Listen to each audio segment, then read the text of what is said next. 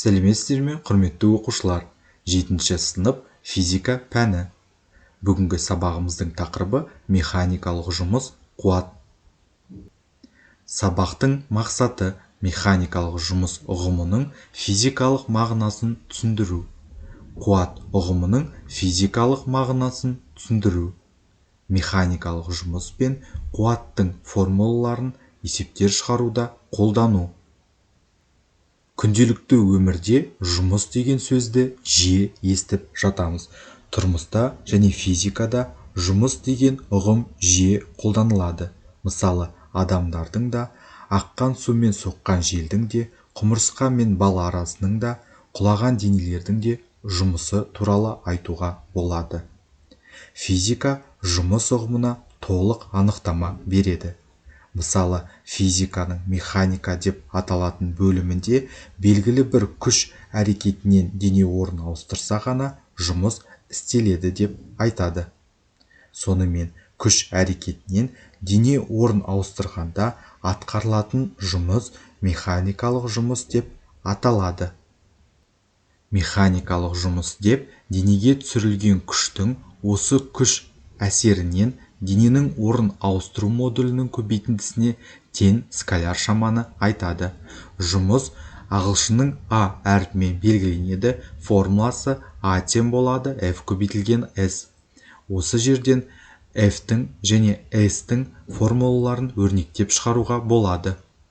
Жұмыс күштің және жүрілген жолдың көбейтіндісіне тең. Жұмыс тең болады күш көбейтілген жол. Формуладағы шамаларды атайық. А дегеніміз жұмыс өлшем бірлігі джоуль, F дегеніміз күш өлшем бірлігі ньютон, S дегеніміз жүрген жол өлшем бірлігі метр. Жұмыс бір дененің екінші денеге қатысты қозғалысын білдіреді. Мына кірпіштің орнын ауыстыру үшін қандай да бір жұмыс жасалуы тиіс. Дәл осы кірпішті дәл бұрынғысындай қашықтыққа орын ауыстыру үшін дәл сол мөлшердегі жұмыс жасалуы тиіс. Бұл кірпішті 2 есе алыс қашықтыққа орын ауыстыру үшін 2 есе көп жұмыс жасалынуы қажет дегенді білдіреді. Сондай-ақ, 2 кірпіштің қозғалысы да 2 есе көп күш жұмсауды қажет етеді. Бұл алдыңғыдан қарағанда 2 есе көп үйкеліс күшін жеңуіміз керектігінен пайда болады. Сондықтан осы жерде жасалатын жұмыс бір кірпішті 30 сантиметр қашықтыққа орын ауыстыруға қажетті жұмыстан 2 есе көп. 2 кірпішті 60 сантиметр қашықтыққа орын ауыстыру кезінде жасалатын жұмысты 4 кезеңге бөлуге болады. Әрбір кезеңде жасалған жұмыс бірдей.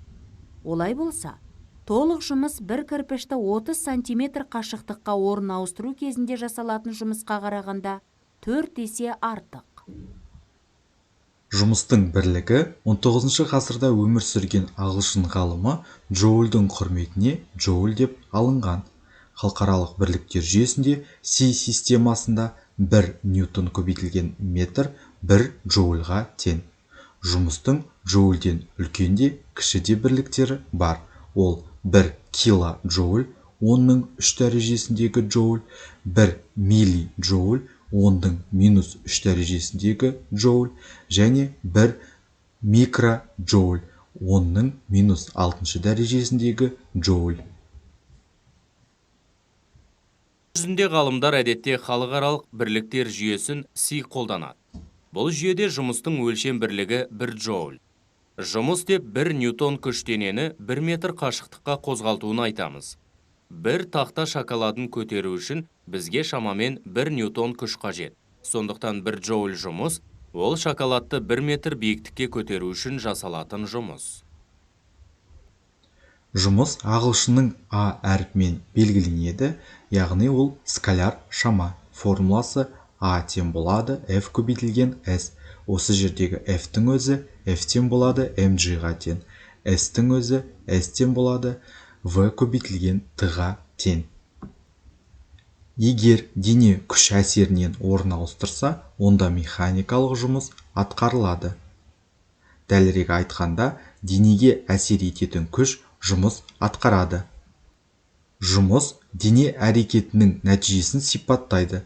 адамға әсер етуші күш адаммен жұмыс жасайды. Осы күштердің нәтижесінде адам орын ауыстырады. Жоғарыда айтылып кеткендей, механикалық жұмыс скаляр шама.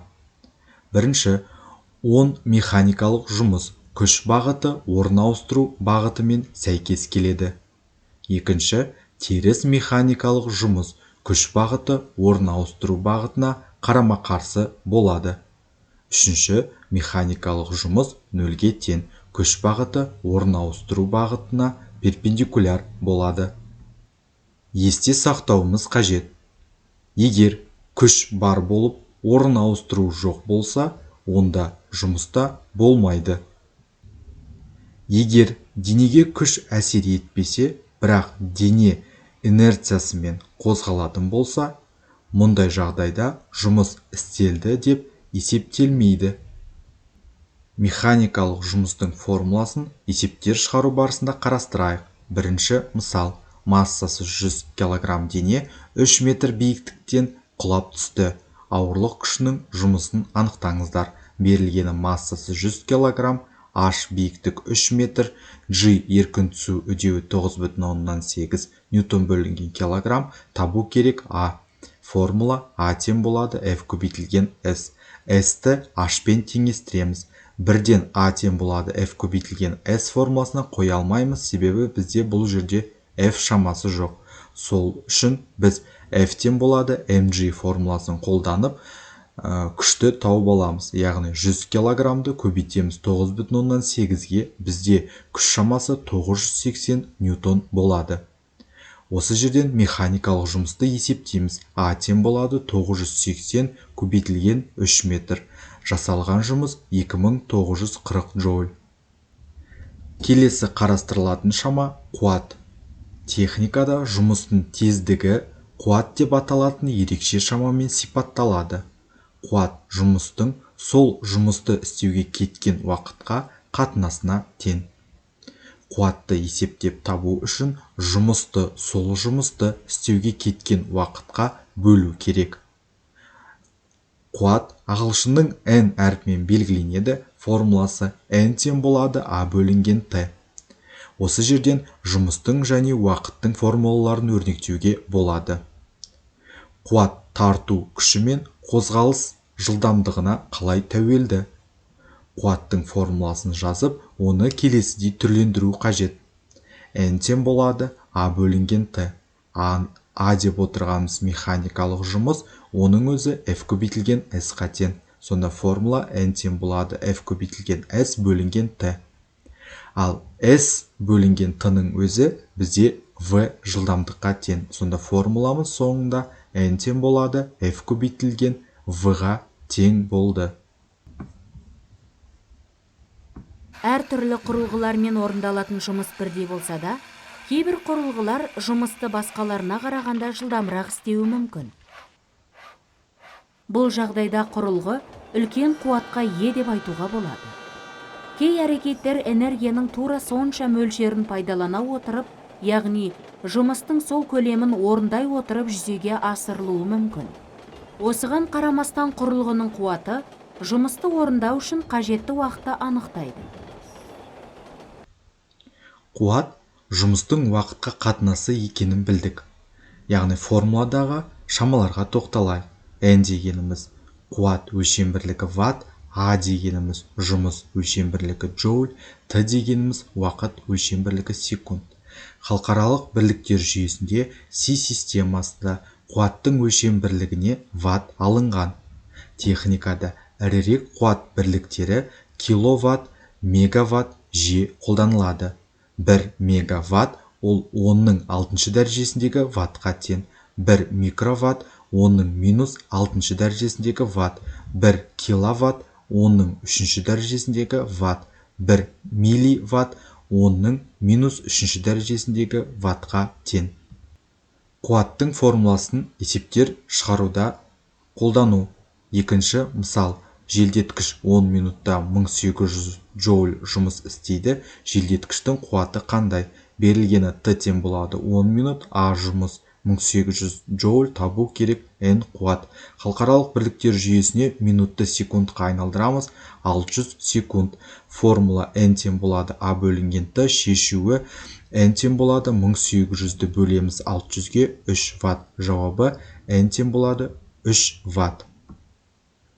Сабақ барысында айтылған мәліметтерді қорытындылау мақсатында келесі тапсырмаларды дәптерлеріңізге орындайсыздар. Бірінші тапсырма кім жылдам әдісі. Кестені толтырыңыз. Бізде механикалық жұмыс және қуат шамаларының белгіленуі, формуласы, өлшем бірлігі және анықтамаларына тоқталып кестені толтырасыздар.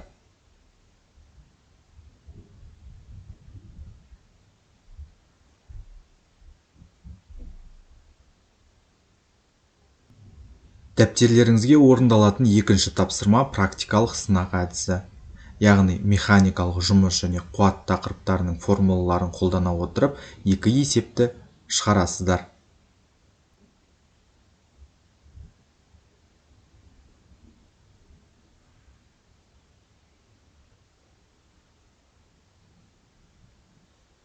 Бүгінгі сабақтан алған әсерлеріңізбен бөлісу үшін келесі сұрақтарға жауап берсеңіздер.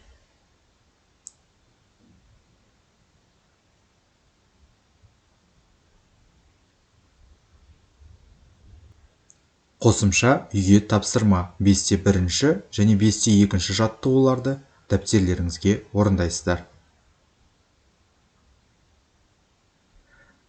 Сабақ аяқталды, сау болыңыздар.